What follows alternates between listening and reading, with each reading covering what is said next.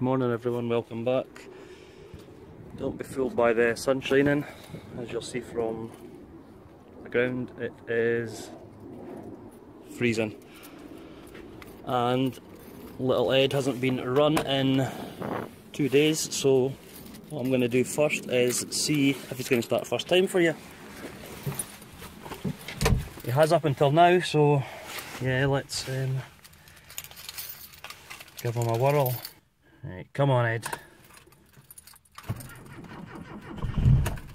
Oh, come on.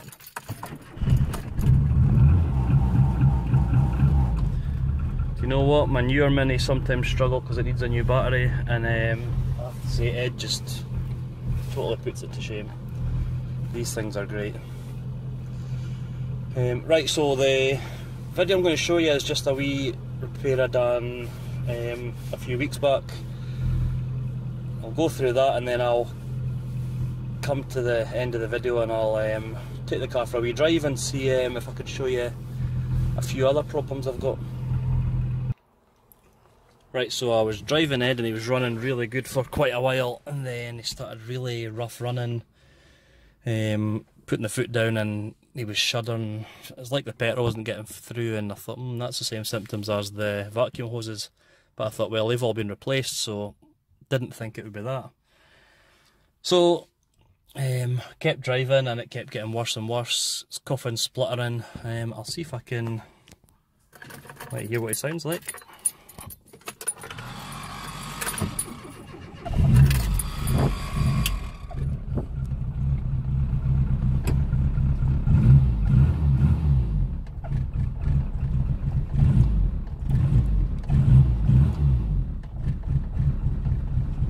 Terrible. So, what I also found at the back, looking at the back here, was the fumes coming out in the soot all over the bumper here, and it's just not running smoothly at all. And because it's the SPI, it's the computer that programs all that, so it is pre-programmed, and you can see it just doesn't sound healthy at all. So had a wee look, best I could without taking things apart in the miserable Scottish weather. And I'll just switch this off for you so you can hear what I'm saying. And what I found was this. One of the vacuum hoses. You can see in there, that is completely melted away. So that's one of the brand new vacuum hoses. That is the one that goes from the ECU to the fuel trap down behind here. So what's happened with this, if I can just pull that slightly.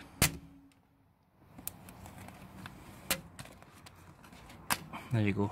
That's how much of a hole was in that. What's happened with that is it's basically been, it normally runs under here.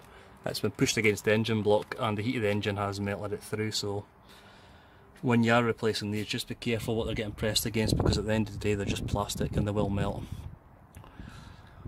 So they're not dear parts, they're only, I think it was £8, £9 for a new bit, and there we go, that's the part number there. So the ends are just a push fit. Quite a tight fit, but they're just a push fit just to get a good vacuum. So I'm going to hope that that's the only issue with it, and get that replaced and see how he's running then. Hopefully better. So although I filmed this and lost the footage before, I'm just going to film this again for anyone that's looking to replace these. Right, first to get some access to see how good I can get into the fuel trap, I'm going to take the 3 screws off to lift the air filter up.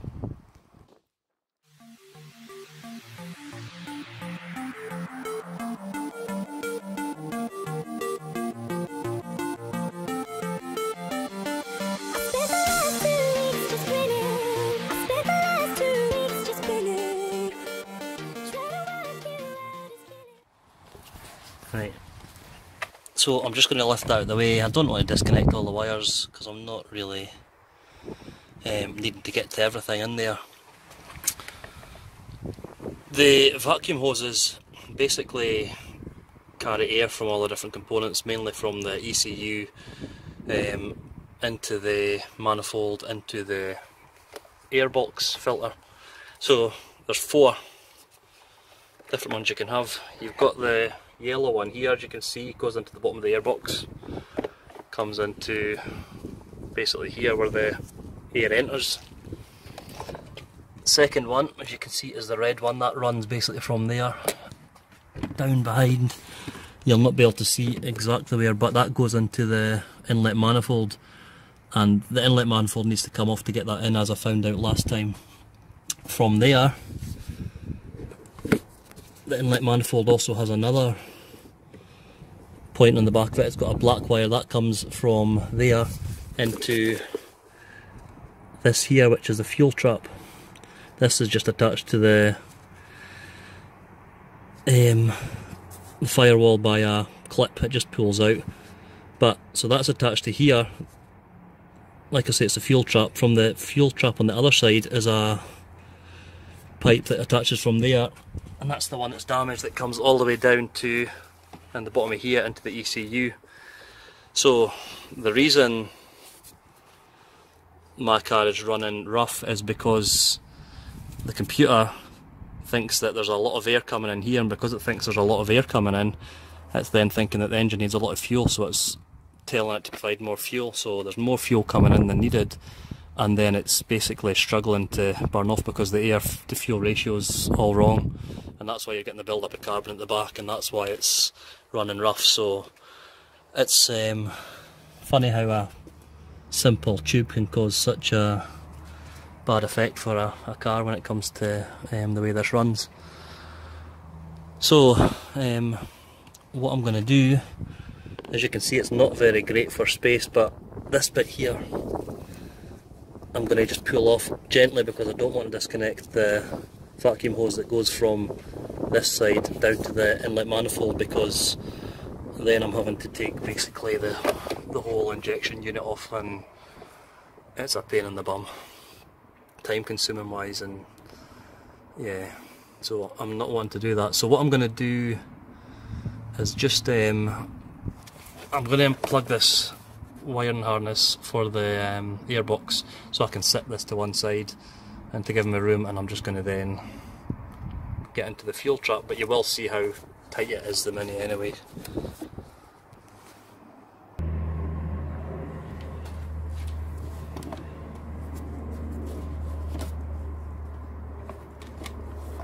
There we go. So wiring harness disconnected. That gives a bit more leeway, and you can just set that to one side. If you did want to remove it completely, just to take this vacuum pipe off, it's not any issues, but why do it if you don't have to? So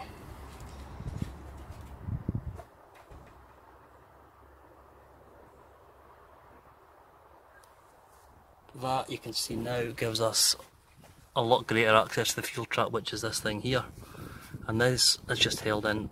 This was a new one I put in, these weren't dear either, but all it does is the water vapour coming from the fuel line gets trapped in here instead of actually travelling into the ECU and causing that issues.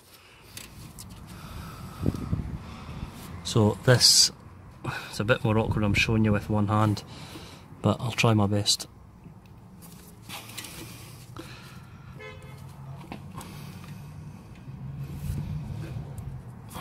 Yep, like I say, this clip on either side is just a push fitting, but you need to be careful not to pull. You can see at the bottom there, there's 2 vacuum hoses I was talking about. One with the green bit coming out and one with the black bit. It's the one with the green bit, so down here, that's the damaged one. So you could fiddle about with your hands. As you can see, this is my hand and this is the space, so you can't even fit a fist down there. So you could try and do it with it off, but I've found easier taking the actual fuel trap out slightly and pushing it in from there. So just by getting a screwdriver in and pushing the tab, you can see it lifts straight out. And there's not a lot of manoeuvrability, but there's enough to actually get in and do this. So what I'm going to do is just disconnect this. And again, it is a tight fit when it comes off, but it'll be fine. Right, if you're not too careful with it, which I wasn't, you will end up doing this and snapping the actual nozzle off the fuel trap, which is not what I was expecting or planning. So yep, I'm gonna have to get a new fuel trap. Not ideal. So just, again, anyone I can help out there that learns from mistakes. It's just because I was trying to get in from underneath and pull it, and I obviously pulled it the wrong way and it's too brittle and it's broke. So yep, I'm gonna have to order a new fuel trap. Like I say, they're not too dear, but obviously it's going to take time now to come, and that's not what I was wanting. So yep, what I can do in the meantime is get into the ECU unit here, which is your bolt here and your bolt here, and I can get the new lead connected up to that end at least, so that when this new part comes I can just have it ready to fit. So I'll go ahead and do that today, and hopefully there'll not be any more mishaps. So these two bolts are 7mm socket, just take that off and then the ECU and bracket will lift away.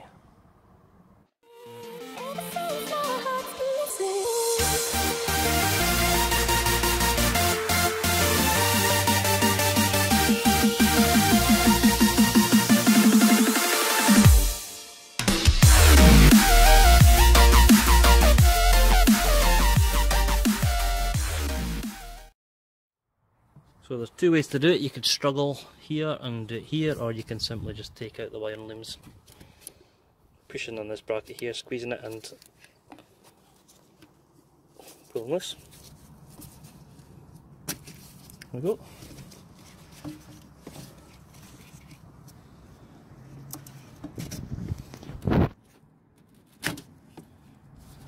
And that's all that's holding the ECU on. So then gives us space to work and we're not fighting with other bits of the engine or pulling wire and looms, because that's the least thing you want. So yep, gonna get this off and get the new one on and then get it back in the car. So like I said, it's a very tight fit. I just managed to get it off by turning it and adding force. There's a lip for it to go over, so it does come off. If you're struggling, just use a bit of pliers, but just be careful not to break this bit as well, because then you're needing more new parts, same as the other side. So yeah, there's only one thing this is fit for: the bin. The part here, there's not a right end that goes on either side because they're both the same. And it's just a case of, some people might put warm water on here or heat it up to help put this on, but I'm not going to do any of that because it's plastic. I don't know what to risk melting it or anything like that. So it's just a case of getting over here, twisting with some pressure and getting on. Again, you can use pliers. Just take your time and don't snap the part. So it was actually easier to put on than it was to take the old one off. So you can see it's pushed all the way down. If you're looking for similar problems in your Mini, usually what happens is these collars here crack either here or here, and that's what normally causes the airlock. You can get down by feeling it, and you'll feel air coming out here. You'll hear sort of a hissing noise depending how it is, but yeah. So that's back on. It's just a case of putting it back in the car, wiring this end through, and ordering another fuel trap. So yep, same in the reverse order. Thought it was going to be straightforward, but welcome to the classic Mini.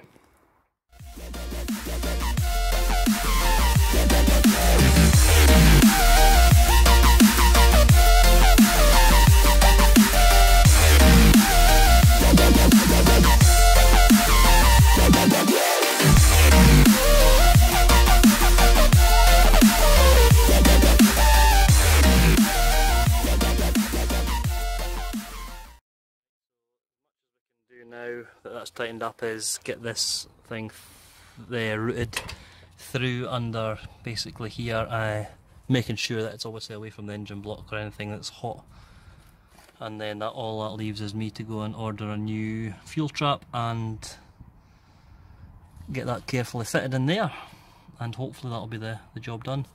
So we've tried to route this a bit better. You can see it comes from there, goes up past the brake servo under here. It was still flopping about close to here, so what I've done is I've just put a cable tie onto one of the wiring looms here. Obviously I'm not restricting any of the air coming in, and then this can just sit here until I can get a better fit. Obviously it can still move up and down here, but once I get the new fuel trap in, this will get fitted and we'll see if that makes any difference. But that's about as much as I can do just now until I get that ordered. So what will be a few seconds to you, I'll be a few days waiting on parts coming for me. So yeah, we'll get that on. Right, so a few days later the part's been ordered. This was just under £20. The reason for that, if you can see, is because it's a Rover part. To my knowledge, there's not an aftermarket part for this. And here we go, the new fuel trap. All because this bit snapped off in the last one, and I mean all it is plastic, so it's not strong. So yep, we just need to put this back on the car, get the 2 vacuum pipes connected, click it in, reassemble, and fingers crossed that'll do the trick.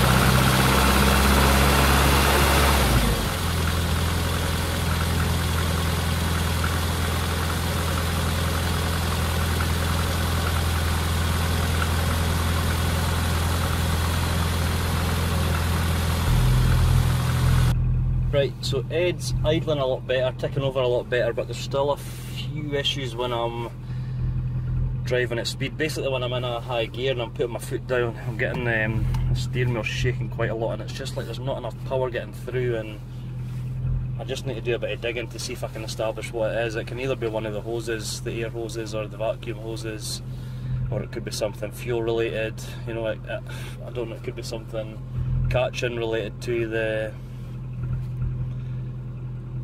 clutch, I don't know, because there is a squeak coming from the clutch release bearing at times when the car's cold. Also my temperature gauge is a bit temperamental. I know before, I think there's a loose connection at the back, because when you do give it a bang it does go up, and the temperature sensor has been replaced, so I know that's new.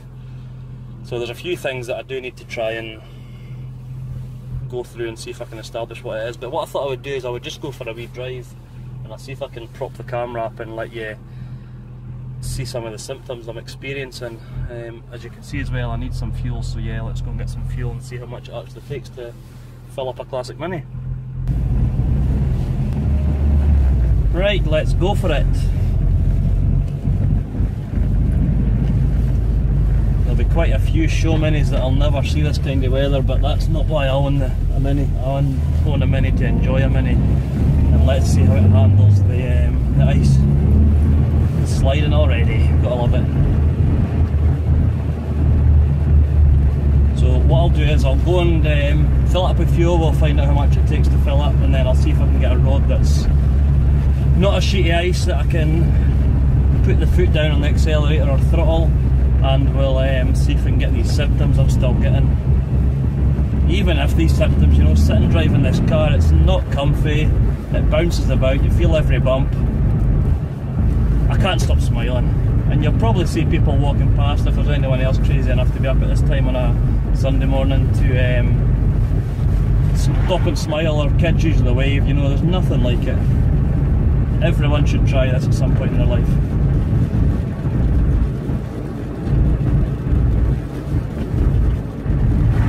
And I have to say, the acceleration and just the grit of it, it keeps up in modern cars. It's not got power steering, which you don't really need because it's light on the wheels anyway. You put the heater on and you can tell it's a 27-year-old car, but that's just a voice. Let's hear his voice.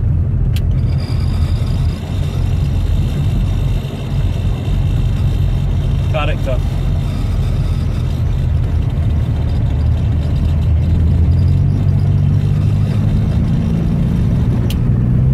There, foot's not really down. That's in third gear and it's struggling. It's, you know, it's like it's hesitating, and the steering wheel's really shaking. You know, if I drop down a gear, that's not as bad, and it seems to get a bit better. But when it's colder, yeah, it's a lot worse. These cars, the SPIs, have got a heater right underneath. That's a speed bump, by the way, that crunching noise. That was the exhaust.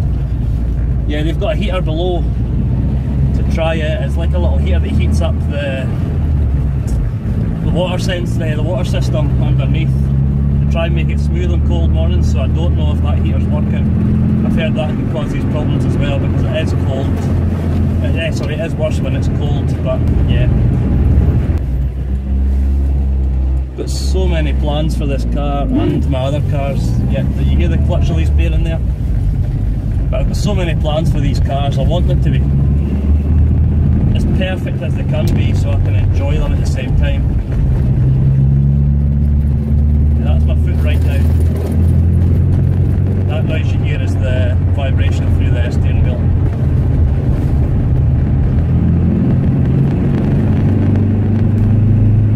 Sometimes just get in a car and you drive to get where you're going. I know I do a lot of the time, and when you get in this car, you get in, you drive it because you enjoy driving it, and it makes you remember how much enjoyment there is at driving and not sitting in queues, commuting. You know, anyone that watches the videos knows how much I love these cars anyway, but I just can't recommend them enough. A hobby is not an accurate description, it's more like an obsession. Anyway, that's us going to get some petrol. We'll see how much it takes to fill this little tank.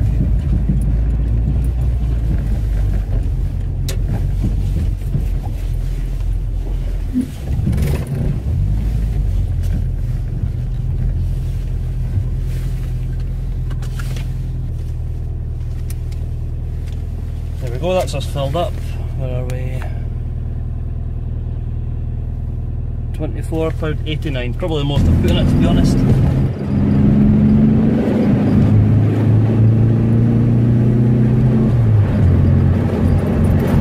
you go, change to fourth gear and you start to get this hesitation, but you know, it's inconsistent with it, it doesn't do it all the time, which does lead me to think it's a loose hose, or you know, there's a vacuum leak somewhere. That would be the best solution and the cheapest solution. And it's a process of elimination, but if I've got to do it, I've got to do it.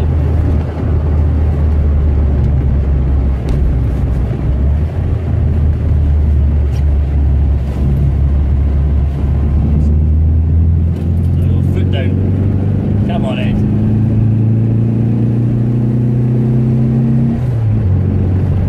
You go change to fourth, and it's struggling, hesitating. Not as much as it was before I done the vacuum hose, but you know, it's not quite right.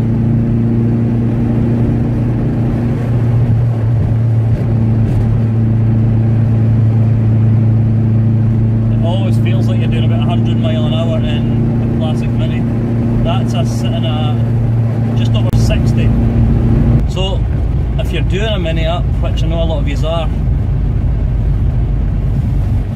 getting in and driving it for the first time, you should really record it because it's an experience you'll never forget.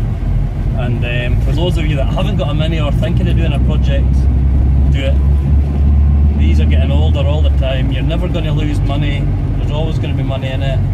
Not that it's about money for most people. And for those of you that have not got one or not planned to get one, hire one for the weekend. Go to a classic car place, even if it means going on the track. Go and get a shotty one, because once you've had a shotty one, you want one. You know, if you're watching this channel, I'm really grateful. I really love comments and people enjoying the same things as I do, and if you're watching this channel, you obviously have a passion for classic cars and minis, so go and drive one. And I'm back. Back window's still frozen. I need to fix the rear demister. I think that's, well, I know that's the wiring behind here's terrible to keep, and I'm going to try and come up with a solution to try and keep the wire on the actual switch, so that'll be another thing on the list. But yep, that's the symptom I've got. That's a few things I've got to work with. It is a bit hesitant, so I need to look at that, but it doesn't stop me driving it and enjoying it. These are what was used to hold my phone onto the mirror while you've seen that action there. You'll be glad to know that Santa's bringing me a new camera, so the audio and the footage will be getting better. You're stuck with my voice, unfortunately, that's just the way it is. But thanks for watching, thanks to all the new subscribers and thanks to all the existing subscribers. I'll keep bringing these as much as I can, when I can. But yeah, thanks for your support and thanks for watching, and we'll see you in the next video.